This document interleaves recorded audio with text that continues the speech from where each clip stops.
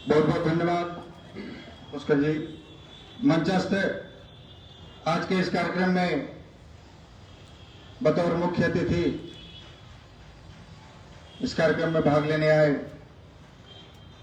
बड़े भाई आदरणीय पूर्व सांसद श्री सूरजभान सिंह जी, मंचस्थ पालीगंज की पूर्व विधायिका आदरणीय श्रीमती उषा विद्यार्थी जी,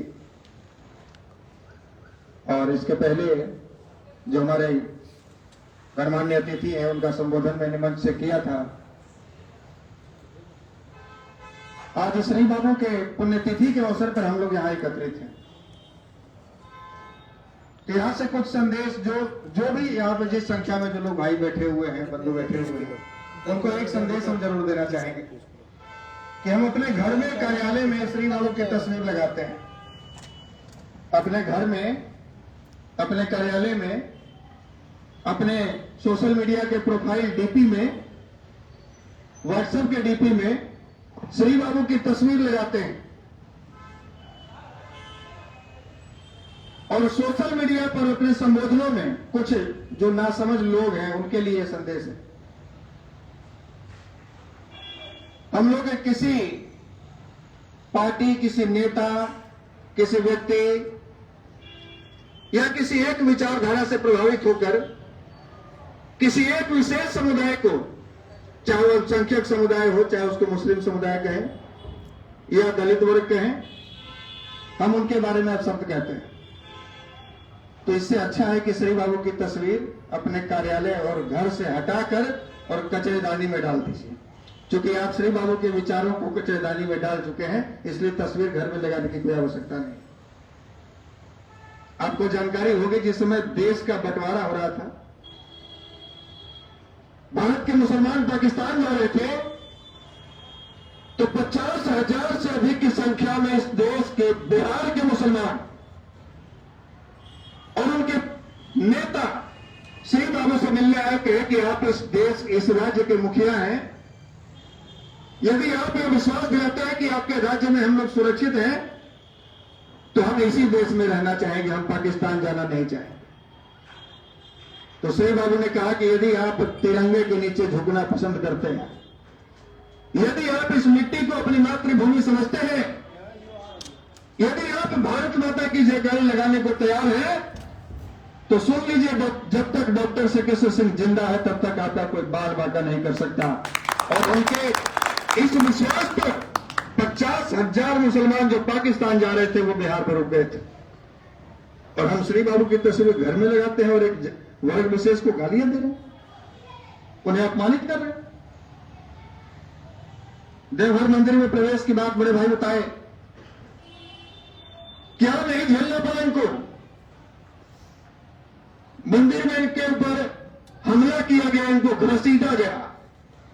केवल श्री बाबू ने राजनारायण जी को भी वाराणसी के मंदिर में जब दलितों को प्रवेश करवाए तो वहां घसीटा गया, लाठी डंडों से पीटा गया।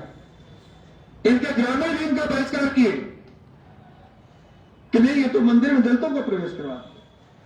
लेकिन उन्होंने दुनिया को यह संदेश दिया कि भगवान पर अधिकार केवल भूमिहारों का नहीं, केवल ब्राह्मणों का नहीं, केवल सवर्णों का नहीं, केवल पिछड़ों का नहीं, जितना अधिकार भगवान पर सवर्णों का है, पिछड़ों का है, उतना ही अधिकार भगवान पर दलितों का भी है। ये संदेश श्री बाबू ने दिया। तो हम यदि इनके पुण्यतिथि मनाते हैं, इनकी जयंती मनाते हैं, तो केवल ये दिखावे के लिए और भाषणबाजी के लिए नहीं होनी चाहिए। पुष्पांजलि अर्पित की और चल गए, फिर वही काम कर रहे। ये जो रास्ता दिखाकर गए, ये कोई जरूरी नहीं कि इनके सभी बातों को हम अपने भीतर आत्मसात कर लें, और उतनी क्षमता श्री बाबू की जैसी क्षमता हमारे भीतर नहीं हो सकती है। हम इनके चरणों के धूल के बराबर भी नहीं, लेकिन कुछ ना कुछ तो इनके दिखाए रास्ते पर चलकर हम लोग अपने समाज को, अपने बिहार को, अपने देश को एक नई दिशा दे सकते हैं। आजादी के बाद बिहार देश के सबसे विकसित राज्यों की श्रेणी में था, सबसे ऊपरले पायदान पर। और आज 30-35 वर्षों के शासनकाल के बाद बिहार की स्थिति आज देश के सबसे निचले पायदान पर है विकास के मामले में। तो हमें यह संकल्प लेना होगा कि हम श्री बाबू वाला स्वर्णिम बिहार बनाएं।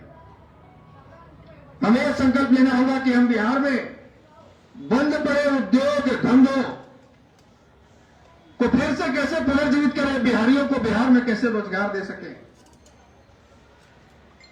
बड़े भाई बताए कि पार्टी कोई भी हो, आप ये संकल्प ले लीजिए कि हम जब वोट करेंगे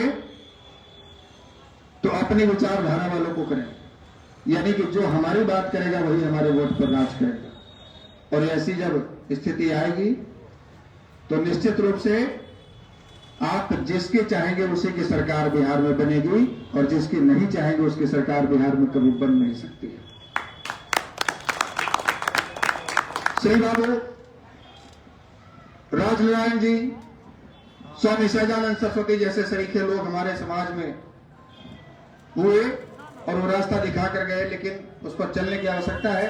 और मंचस्थ जो भी हमारे गार्जियन, बड़े भाई, माताएं, बहनें जो बैठे हुए हैं, और आप जो इस कार्यक्रम में आज भाग लेने आए हैं, हमारे गार्जियन या युवा साथी, आप सबों से निवेदन करेंगे कि एक बेहतर बिहार, बेहतर समाज और बेहतर राष्ट्र के निर्माण में आप अपनी भागीदारी सुनिश्चित करें। सबके दिल में एक टीस है, सबके दिल में एक दर्द है कि हमारे बिहार की दुर्दशा बहुत हो रही है। बिहार के लोग जब बाहर दूसरे राज्यों में काम करने के लिए जाते हैं तो उन्हें और बिहारी ऐसे करके बोला जाता है, ऐसे लगता है कि बिहारी शब्द गाली है। तो ये तकलीफ हमें भी होती है, क्योंकि हम भी तो बिहार के हैं। हम दूसरे राज्यों में जाते हैं, दादा जाते हैं, चाहे दूसरे लोग जाते हैं जो मंच में बैठे हुए हैं, इनको शायद कोई ऐसे नहीं बोलता हो, हमें भी नहीं बोलता, लेकिन हमारे किसी न किसी बिहारी भाई को तो बाहर में अपमान झेलना पड़ता है। वही लोग दिल्ली को दिल्ली बनाए, वही लोग मुंबई को चला रहे हैं, वही लोग मजदूर हैं, श्रमिक हैं, ईमानदार हैं, परिश्रमी हैं, जो देश को चला रहे हैं, और वही जिल्लत भरी जिंदगी में जी रहे हैं। सबके मन में टीस है कि बिहार की दुर्दशा है, बिहार में रोजगार कैसे उत्पन्न हो, बिहारियों को सम्मान भरे निगाह से कैसे देखा जाए। लेकिन काम फिर वही होगा चुनाव के समय 5 साल के बाद, जो अब तक होते आया है। तो बिहार कैसे बदलेगा? तो बिहार बदलने के लिए तमिलनाडु, हरियाणा या चंद्रमा मंगल ग्रह से तो कोई नहीं आएगा। बिहार के 12 करोड़ आबादी को ही बिहार बदलना पड़ेगा, और इसके लिए आपको संकल्प लेना होगा कि हम बिहार में ऐसा नेतृत्व लाएं जो वास्तव में यहां बदलाव चाहता हो, जो वास्तव में यहां रोजगार चाहता हो, जो वास्तव में अशोक सम्राट वाला, श्री बाबू वाला बिहार बनाना चाहता हो, जिसकी परिकल्पना हो। वो नहीं कि किसी भी तरह से बस सत्ता में बने रहना है, जिसकी सोच बस इतनी ही सीमित है, वो बिहार को नहीं बदल सकते। तो आप संकल्प लीजिए कैसे बिहार बदलेगा। और आप युवा हैं, और बड़े दुर्भाग्य की बात है कि बिहार सबसे युवा राज्य है। यहां 55% आबादी युवाओं की है, और युवाओं के भीतर इतनी जिनका समय बहुत महत्वपूर्ण है। आप सभी अपना महत्वपूर्ण समय निकालकर आज के इस कार्यक्रम में भाग लेने आए, मैं हार्दिक अभिनंदन करता हूं और आपको कोटि से धन्यवाद प्रस्तुत करता हूं। साथ ही इस तरह का कोई भी सामाजिक कार्यक्रम हो, हमारे धरोहर, चाहे वो राजनारायण जी की जयंती हो, चाहे स्वामी सहजानंद सरस्वती जी की पुण्यतिथि हो, चाहे श्री बाबू की जयंती हो या परशुराम जयंती हो, तो जिस प्रकार से अन्य वर्ग के, अन्य समाज के लोग, हालांकि आज श्री बाबू की जयंती है, ये बात कहना उचित नहीं, क्योंकि श्री बाबू को एक जाति और एक पार्टी में बांधना ये कदापि उचित नहीं होगा।